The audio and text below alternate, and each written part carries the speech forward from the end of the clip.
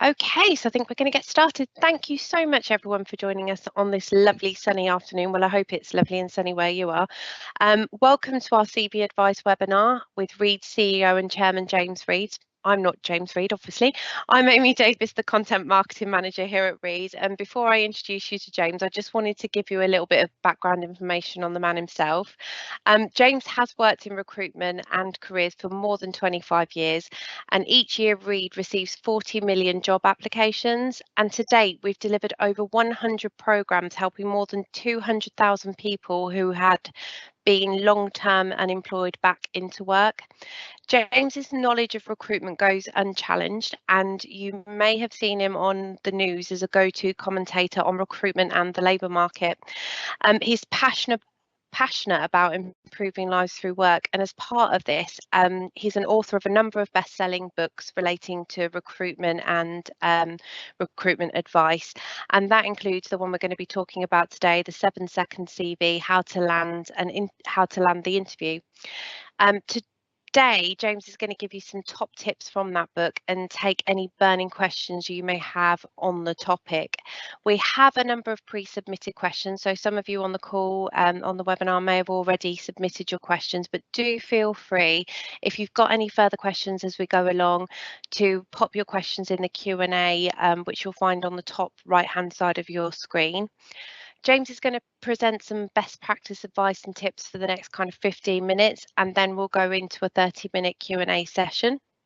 So without further ado, may I introduce you to James Reed. Good afternoon, James, and thank you for this.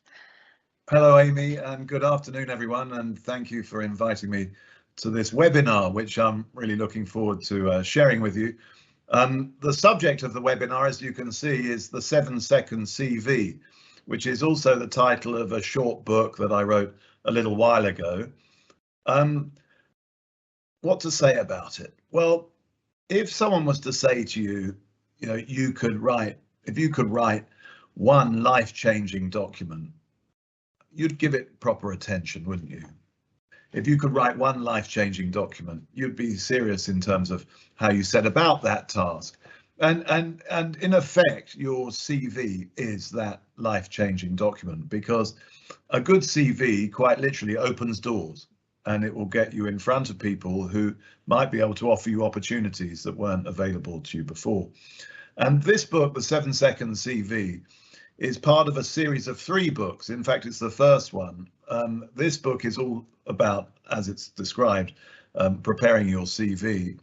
The next book in the series is called Why You? 101 Interview Questions You'll Never Fear Again. And the third book in the series is Life's Work. And the series is meant to be our contribution, if you like, to helping people progress in their lives at work. Because as Amy described, Read the Business has been going for more than 60 years now. And I've been the CEO of this business for a quarter of a century, dare I say it. And over that time, we've seen a lot of people, and we've seen a lot of CVs, and we've actively assisted people progress in their careers. And we wanted to put our best thinking into this series of books, this series of 3 books. So it's got my name on it, this book, but it's really a collective endeavor. It's crowdsourced. So when you look at the acknowledgements at the end of the book, there are pages of people listed, and they're all people who've contributed ideas, suggestions, and their own experiences to the book. And I think that makes it very relevant and very rich, because these are real employers who are hiring and interviewing right now, and you'll hear their views and what they have to say. So we put these 3 books together, as I said, to assist people with our best thinking. And they're all available on Amazon, and I look occasionally at reviews on Amazon, and I saw one for the 7-second CV just now that I thought I'd share with you. I liked it. It was a review that gave it 5 stars, which is very kind, and it was just 3 3-letter words, and these are the 3 3-letter words that mean the most to me. It was got the job, and our reviewer said, having read this through a few times, I settled down for a few hours and completely revamped my CV. On only the 2nd job I applied for subsequently, I was successful, and I'm happily typing this from my desk, in brackets, best not let the boss see me. And then our reviewer goes on to say, I won't tell you how it was done, as this would be an injustice to the authors, which is very kind of them. But what I'm going to do in the next few minutes is tell you a bit about how it's done, and share some of the headline thoughts and summaries from the book, The 7-Second CV, which I hope will be actively helpful to you. The first thing is you can see this title, The 7-Second CV. What's that all about? Some people ask me, does that mean I can put my CV together in 7 seconds, or is that how quickly this is going to take? And it's neither of those things. What it means is very clear, because we did the research, that employers, people who look at CVs, won't spend a lot of time looking at yours or anyone else's. So we asked them how long they typically spend, and the average that came back was 7 seconds. So, you know, that's less time than it will take you to make a cup of tea or cross the street. And that's how much time they're going to spend in the first instance looking at your CV. Now, that feels perhaps a bit unfair. That feels a bit disrespectful even. You know, you've put a lot of trouble into your CV, but that, I'm afraid, is the sort of reality out there. A lot of these people are having to evaluate a lot of applicants in a short period of time, and they're under great pressure and stress. And sometimes now they have computers doing some of this for them as well. So the computer would certainly take less than 7 seconds to look at your CV. So the 7-Second CV is a title that's meant to express the importance of making sure your CV is the best possible presentation of yourself, so that you will get the interview for the job that you want to apply for. You see, a CV really only serves one purpose, and it's to get you the interview. And when you put together your CV, keep that in the back of your mind. You know, it has one purpose, to get you the interview. The other thing I think is really important to keep in the back of your mind when you're applying for jobs, whether it's preparing your CV or going for an interview, is this. A job, you know, when you think about it, is a problem to be solved. So all those companies and organizations that are grappling with the challenges of the day, whether it's producing products or delivering services or supporting you know, the healthcare system or whatever it is, all of those companies have a series of tasks, and when they're hiring people, they want you to help solve their problems. So when you package up your CV and think of yourself on paper, how are you going to present yourself as the solution to their problems? So, you know, people talk about USPs, and your CV should present you as a USP. And I like to think of it in this context. The USP typically is an abbreviation for unique selling proposition. And I like to think of it in this context. Your USP is unique solution to problems, and what sort of problems are you best placed to resolve for people? So that's a sort of by way of introduction. Another point to mention here is the book, if you were to read it or to listen to it, has two voices running through it. One of those voices is mine, and I'm hoping that it comes over as a sort of friendly career coach type of voice. The other is the voice of the recruiters, and these are people, either hiring managers or recruitment agents, who are in the day-to-day thick of it, and they have to make decisions, and their voice is gritty and real.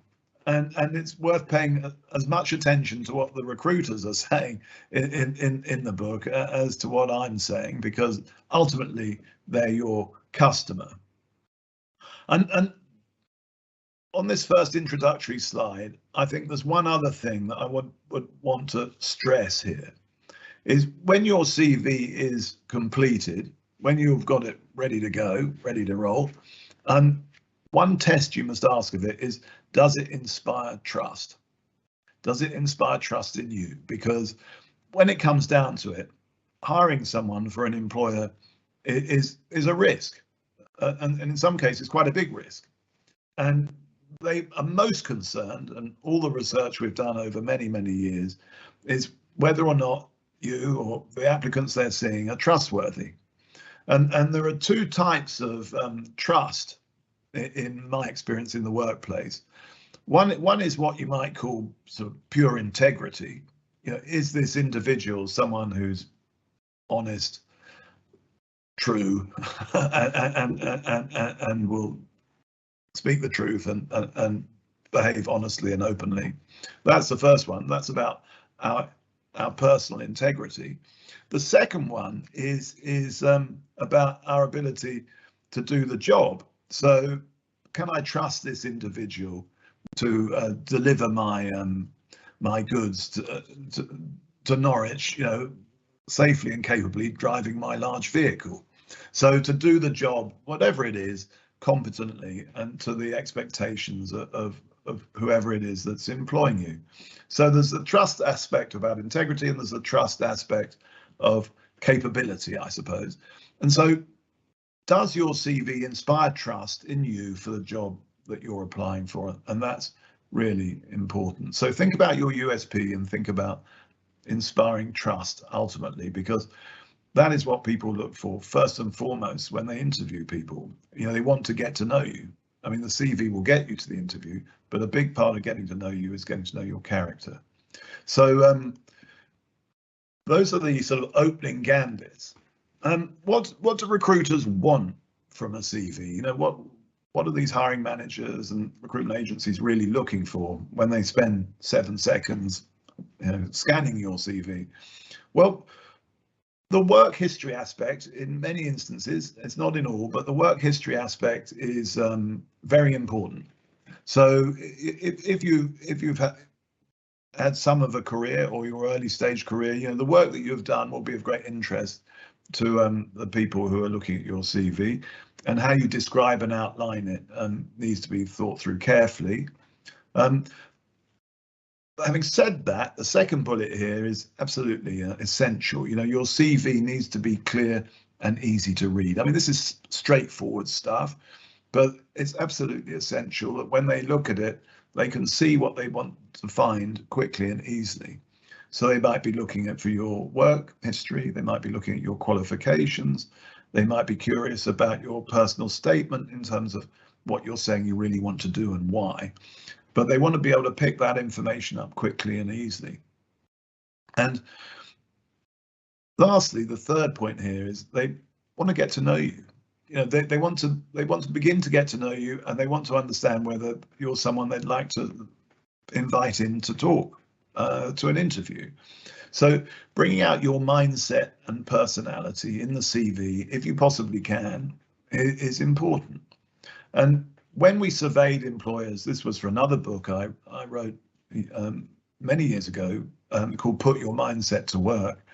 We asked thousands of employers all around the world, you know, if you only had 2 applicants to choose from, one had all the skills required for the job, but not the desired mindset, and the other had the desired mindset, but not all the skills, who would you hire? And 97% of our employers surveyed said the second, candidate B, the candidate who had the desired mindset, but not necessarily the skills. And they knew, employers know, that obviously skills are important and the ideal candidate has both, but employers know that the world they're working in is changing very rapidly, and the skills required to do jobs well are changing very rapidly, and that you, as an employer, are looking for people who will learn, adapt and grow with the business. So they're looking for people who, as well as being trustworthy, are adaptable, committed, and will rise to the challenge, if you like. And that's about your mindset. So mindset is extremely important. And if you can get that across in terms of challenges you've met before in previous roles or achievements you've made that show that you've shown resilience, or you've come up with ideas, creativity, imagination, or that you've been a person of great kindness and integrity, that's all good. So those are the things that you want to try and include. These are what I call the fatal 5. These are the things that will undermine your application and will mean more likely than not that your CV will end up in the reject pile. A lack of relevant work experience. I mean, it depends very much on what the job is you're applying for. And a lot of people, I think, quite fairly say to me, you know, I don't have much work experience because I've just left school or I've just graduated, and all these companies say they want 2 years work experience. Well, I'm urging companies that are saying that to be more critical of themselves and to ask themselves whether that's absolutely necessary, because often it isn't, and people can learn and grow in the job. But in many instances, relevant work experience is really key. And when you're preparing your CV, I think it's important to stress that you don't have to just have one CV. You can tailor your CV to the different jobs that you might be applying for by stressing experiences that are more relevant to that employer over experiences that might not be. And I'm not saying make things up. I'm just saying, you know what you've done in your career to date. There might be some things that are more relevant to your application for employer A, so emphasize them over others. And similarly with employer B, you might change your CV and tailor it to make sure that the application is right for them. So that's important.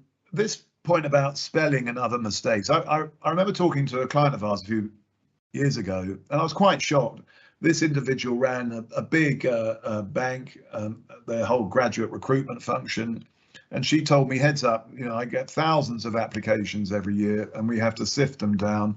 And, you know, I said, well, how do you do that? How do you start? And she told me, heads up, that she goes through them all. They went through them all, the team, and they put every single CV that had an error in it on the reject pile. And she said hundreds would be rejected on that basis. And that is very common, and it's actually very reasonable and understandable when you think that attention to detail is really important in many jobs. To the extent that, you know, I don't want people sending messages out from my company littered with spelling mistakes, because it doesn't reflect well on any of us. So attention to detail is important in many jobs. But having said that, it's very easy to make mistakes when you're writing a CV and preparing a document, because after a while you can't see them anymore. So I think it's important to get other people to proofread your CV for you. And I would suggest more than one, and to do it more than once, because it's so easy to miss these mistakes and they're so damaging if your document goes out with them. The other things that are here, I've mentioned the importance of clarity of layout. I would say a short CV is actually better than a longer one. My preference, I mean, there's a bit of a debate about this. My preference is to get the key information on a single side of paper. Obviously now with digital, a piece of paper is not quite so relevant, but in a way it's the same challenge. But, you know, as someone once said, it's much harder to write a short speech than a long one. I think having your CV on a single page of paper is ideal, whether it's one-sided or two. I would try to limit it to that, but one side's better than two in my view. But I think I'm in a minority on that. Not enough information. Well, that's the challenge if you're trying to distill it down to a shortish document. And frequent job changes, that raises an alarm bell in some employers, depending on the type of job you're applying for.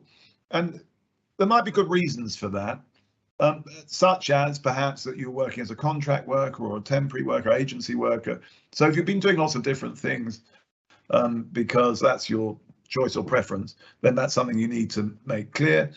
If you've had a series of, shall we say, less than successful employments, that is more problematic, and you might want to think about why that was, and perhaps change course or emphasize in your CV that you're seeking to start a new direction because, or you have learned skills and experiences from these various changes that will be useful to you and your future employer partner in the future.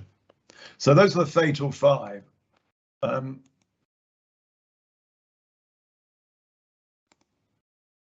Moving on, here are the basics that, you know, employers say to us that they think that a lot of people just don't know how to write a CV, and why would you actually? Because it's not something that, unfortunately, we're typically shown how to do. And I don't think that it's on the curriculum in schools, although we're working to change that.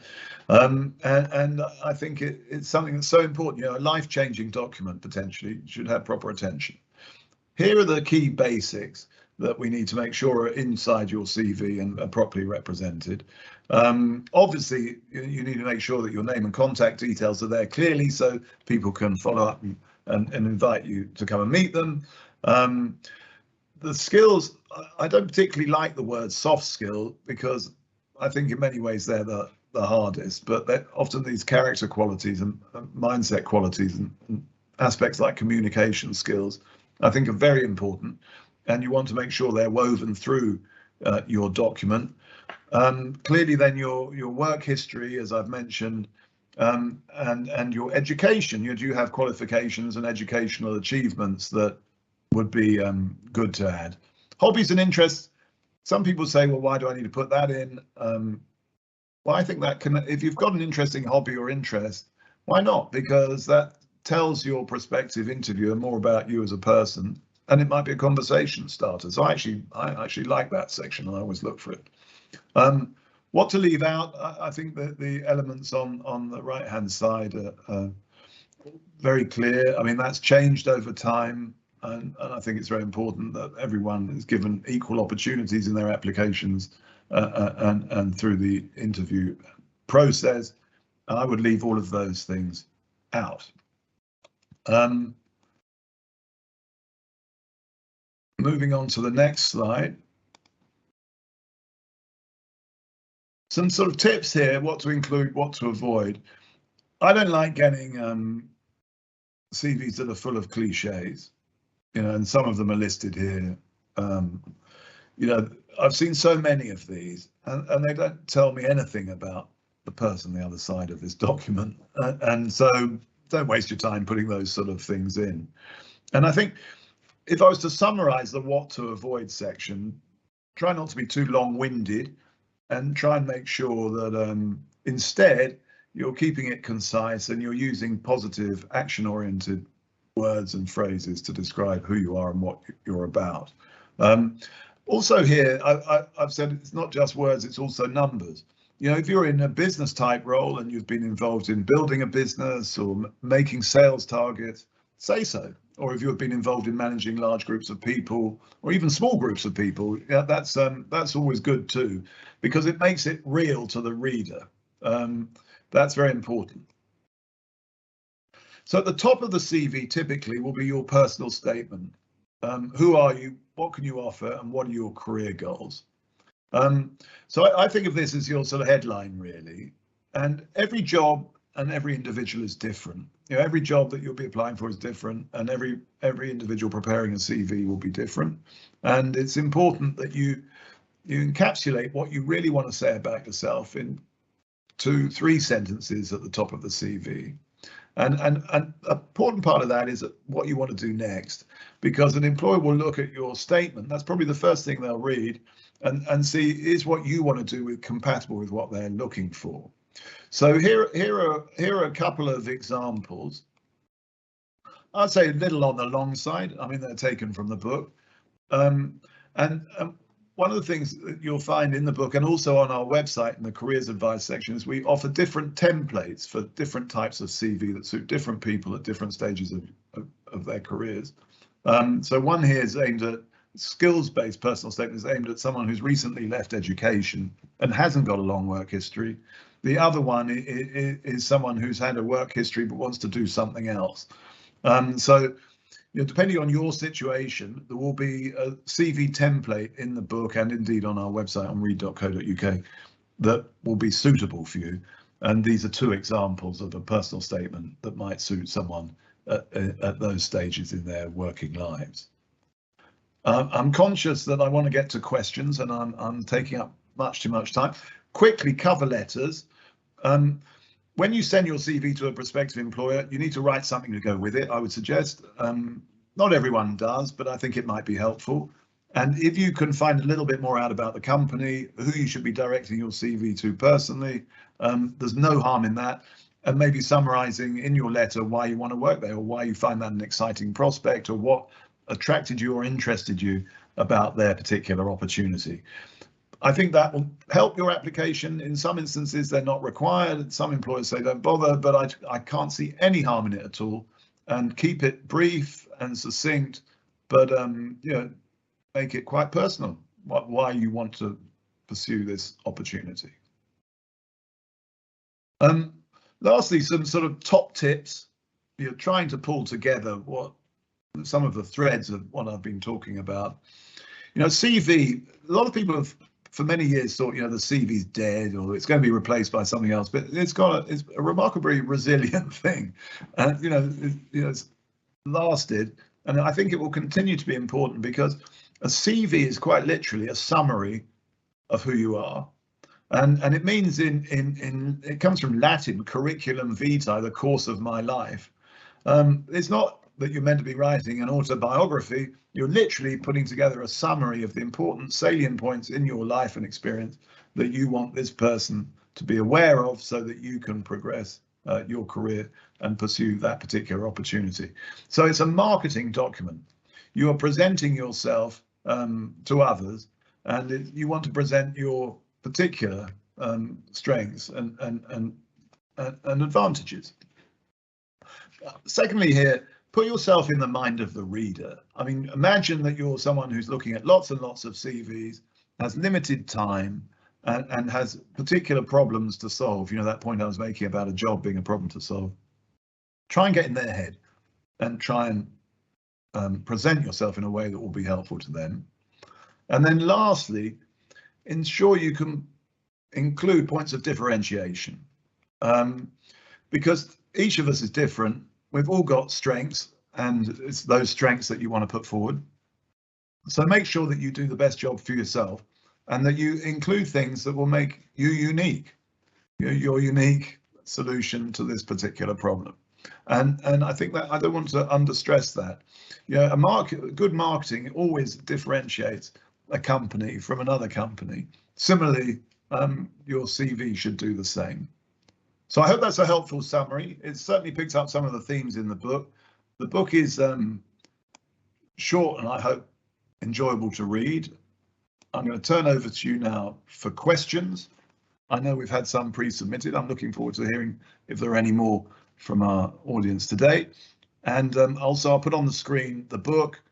If you want to put your camera over that QR code, it takes you to the book. So over to you for questions. Thank you for listening. Brilliant. Thanks, James. My mouse just stopped working there, so I was a bit slow coming back on the odd mic. So we have got some pre-submitted questions. The first one is from Neil Taylor. He asks, he's currently unemployed, and I know you talked about varying the personal statement, but he's asking, is it worth varying your CV completely, I suppose he's asking, depending on which position or industry you're applying for? Because he says that he's got quite a varied career so far. So is that a good thing to do? Well, as I said, you don't think you should just have one CV. You can have multiple CVs. So I suppose an important thing to do before, Neil, is think about what actually you want to do next. Because if you haven't done that work and you've got multiple jobs that you might apply for, it means you're going to end up doing a lot of work on CVs when it might be better to think, I really am interested in one or two particular areas and have CVs that are appropriate to them. So I think it's important in your own mind to decide where your preferences are and you know, go through that process. And then when you prepare your CV, yeah, it should be tailored, that's the word we use, tailored to that particular job and opportunity, because that will be helpful to the employer who's looking at it, and I think to you. Brilliant, thanks, James. So we've got another one come through from Marlene. She asks, what if her NEETs, which is not in education, employment or training learners, have little or no work experience to add to their CV? Well, this is often an issue for young people coming into the workplace, Arlene, and there is a format in the book for recent school leavers that I think is helpful, and I would say though, the CV, as I said, is a summary of what you've been doing and who you are. You know, if you're in that situation, if you can do anything, maybe volunteering or a part-time job or a temporary job or anything that is sort of outward facing in your community, then that will be helpful. And when you get to meet employers, they will be pleased to see that in your document. So, you know, don't be dispirited by your lack of experience. I mean, your experience will grow as you grow older, inevitably. And I think one of the challenges that people sometimes face is that they don't necessarily see that one experience in one particular aspect of their lives is actually giving them skills that are quite relevant and transferable to another.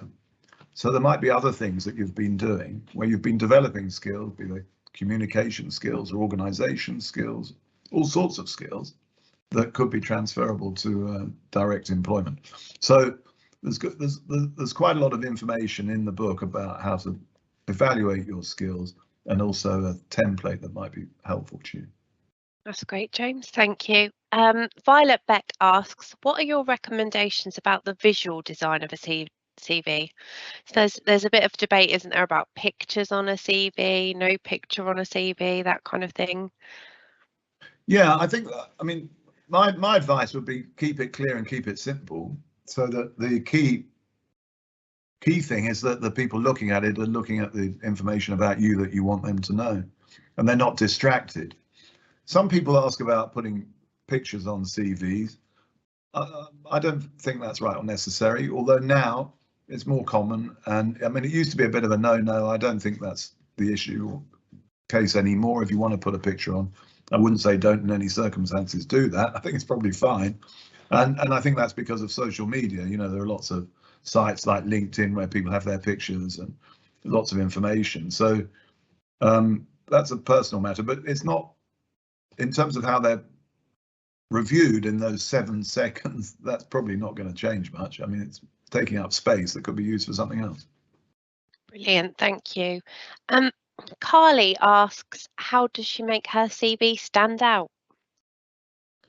Well, I don't know you, Carly, but you will have all sorts of unique personal qualities and abilities that you need to evaluate, really.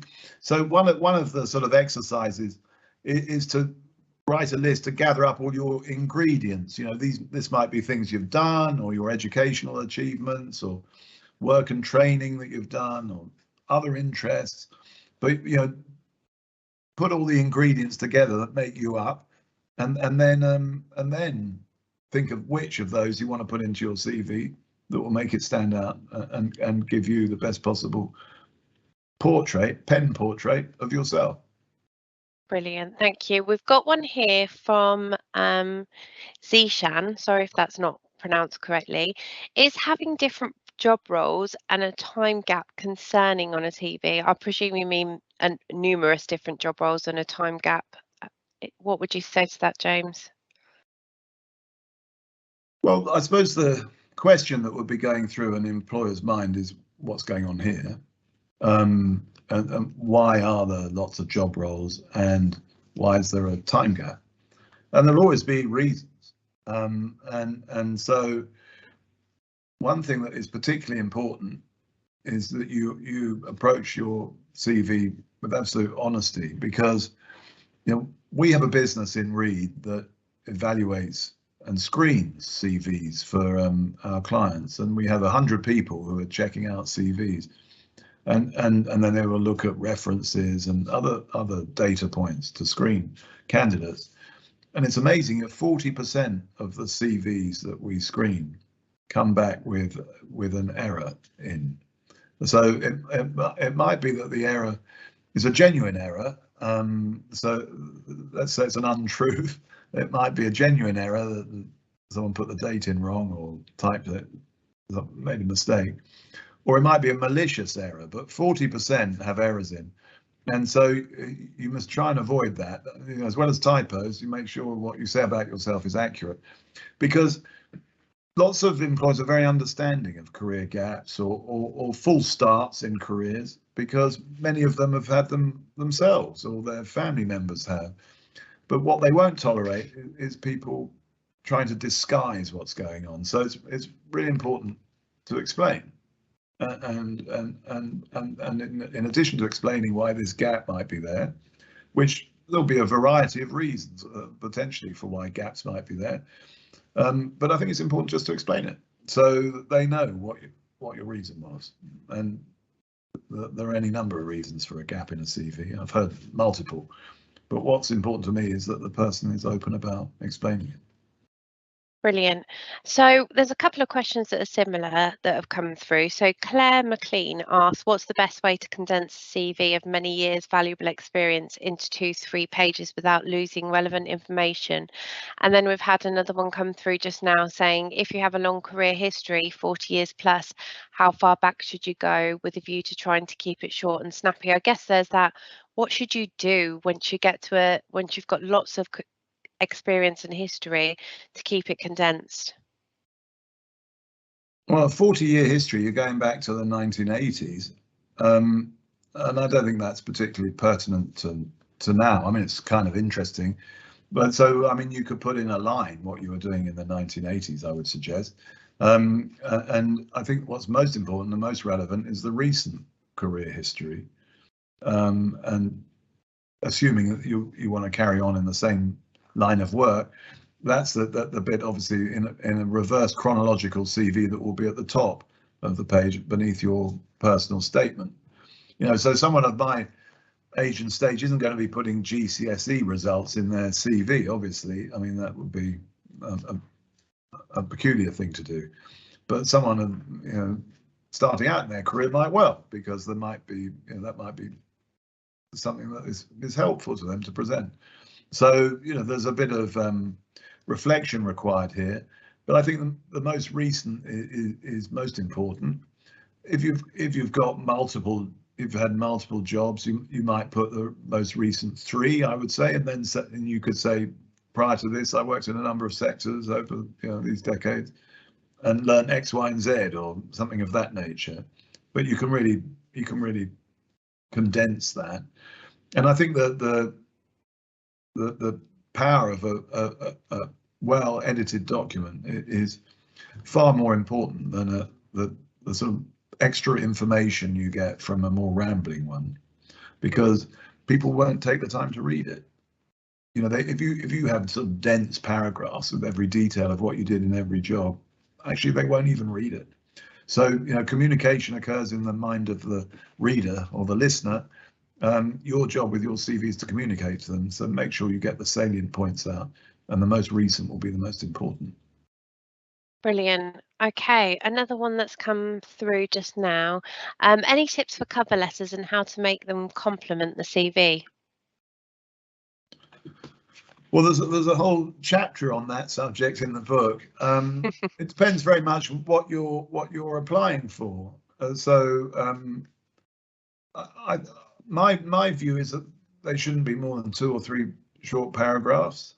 I think you should begin broadly by saying, you know, why you're applying, why you're a good candidate, and that you hope that they will consider your application favourably and invite you to meet them, because you'd very much like to. And you can embellish that to an extent, but that's the key message. You know, you want to come across as no one can fault enthusiasm. So you want to come across as an enthusiastic applicant who is keen to have their application progressed and to meet the people involved. Because when you go for an interview, just as important is the questions you ask them as they ask you, because an interview is a conversation between 2 people who are trying to get to know each other with a view to whether they want to work together. So, you know, I think showing enthusiasm, curiosity around the business, that's all very good. And, you know, if you've done some research on the business, which you should do if you're applying, you know, you could mention something you've learned or found out that interests you or excites you in the cover letter.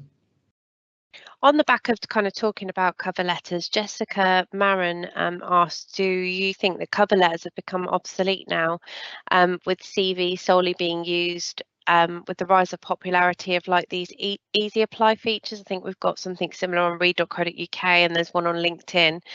What would you say to that about the cover letter? Well, I think there's a case for that. You know, I mean, they're not applied everywhere, are they? And I think that's a shame in a way, because it shows extra diligence on the part of the applicant that this is a job that they're genuinely interested in. You know, if you've gone to the trouble of preparing a cover letter as well as your CV, you're not merely just posting it machine gun style on a number of buttons. So I think a cover letter is a good thing to include if you're an employer. I can see that not everyone does, but I don't think that diminishes their relevance. Fabulous. Kirsty's just asked a question. How long would you recommend staying at one company for? You mentioned frequent job changes aren't looked upon favourably. Is 1 to 2 years still okay? Is there no room for, if there's no room for progress in that particular role? Kirsty, I'm not sure you're asking the right person, but I've been in this company for 30 years. So you might wonder what I know about CVs on that basis quite fairly. But it is because we're looking at so many all the time. I think it's perfectly, depends what stage you are in your career, but people embarking on their career regularly have 2, 3, 4, 5 jobs of 2 years, 3 years at a time before typically they settle on something that they really like and want to sustain. And I think I cover this to an extent in my book Life's Work, because early out in your career, I think it's really important to find what you enjoy. Our mantra at Reed is love Mondays, and I think it's really important that we all only live once, that we should find a job or work that we enjoy, and I believe that to be possible for everyone, and I think in a way you should keep looking until you have. So I don't think there's a hard and fast rule on that, but I mean, the suspicion is when people see lots of churn is that the person hasn't been bringing the right mindset to the work in a way, that they haven't shown the commitment or the the desire to be successful in the job. So as long as that's not the case and you can explain why you did the X, Y, and Z, then it wouldn't be a problem. Brilliant, thank you. Louise Page asked 2 questions, so you might want to do one really quickly and one less time, because I think you answered a little bit earlier. What advice could she give, I presume she's a teacher, her year 11 and 13 students to help them create the most effective CV? You did say there was some stuff in the book on CVs for when you're starting out in your career. Yeah, well, one piece of advice would be to have a look at our careers advice section on read.co.uk, which is totally free of charge. You might want to get a copy of the book for the school library, but you can get a lot of this information that I've been sharing with you free of charge from the website, and there will be templates there. And we work with a lot of people who haven't got CVs and help them create them. And you can do that very easily and actively from the templates on the website. And I've done that with my own children, helping them, as they leave school, prepare CVs. And I found it very easy to use, and they've ended up with quite positive documents. So I think that's very doable. Another thing to mention is we've got a new product coming out from Reed called Gateway to Work, which is specifically aimed at schools, and it's a digital platform offering that will enable pupils to go in, and they can access a whole range of services, including online work experience, but also advice on creating CVs and how to prepare for interviews and how to choose areas of activity or career preference that might suit them best. So that's a new product, the Gateway to Work, which is or will be available this autumn. It's coming soon, and it's very important to us. We really want to support young people leaving education into employment. For too long that's been a troubled journey, and we'd like to make it a much smoother and more pleasant one for everyone involved. Brilliant. She asks also, how can she make her teaching CV more attractive to the private sector? Well, it depends what you mean, whether you mean private sector education or private sector other business. I think, if you're thinking of a career change, then that you need to think about tailoring your CV accordingly for look at the career change template. Or if you're thinking of moving from state education to private education, I would have thought emphasising your accomplishments in state education will be very helpful. Brilliant, thank you. And then one last question's come in from Joe. If someone has listed their GCSEs, is it okay just to put the subjects taken, or are grades required?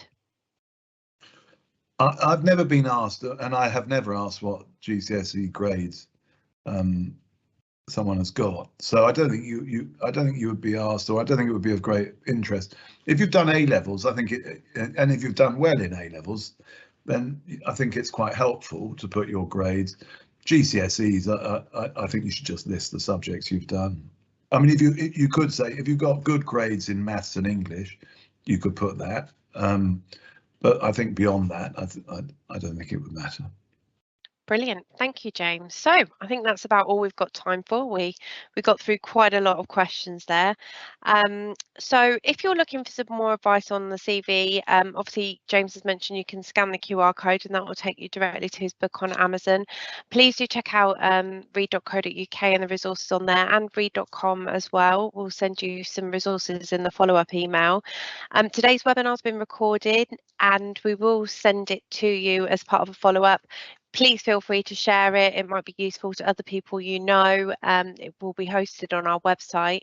And James will be taking to Teams live once again on Wednesday, the 20th of July at 1 p.m. If you're interested, he was doing another webinar this time on how to ace the job interview, and that's on the back of his second book in the series, Why You. We will also send you the details of that as a follow-up if you would like to register for that free of charge as well. Thank you so much, James, for your time. Really interesting, even for me that's not looking for a job. But yeah, really, really great bits there.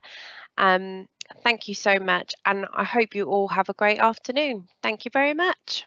Thank you, everyone. Bye-bye. Bye.